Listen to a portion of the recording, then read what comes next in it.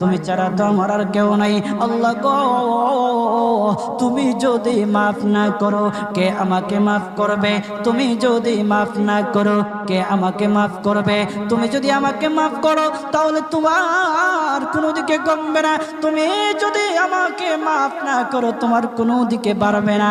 আল্লাহ গো, তুমি আমাকে মাফ করে দাও। সারাটা জীবন অন্যায় কাজ করেছি, সারাটা জীবন নাফরমানি করেছি, আমার কাছে কালেমার দাওয়াত কম আসে নাই, আমার কাছে কালেমার দাওয়াত কম আসে নাই, আমাকে লোকেরা কম বোঝায় নাই। ওগো আল্লাহ, তুমি আমাকে মাফ করে দাও। মাফ না করলে কোথায় যাব, কার কাছে যাব?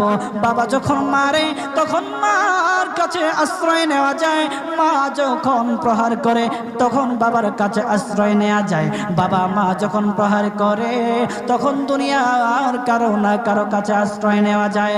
ওগো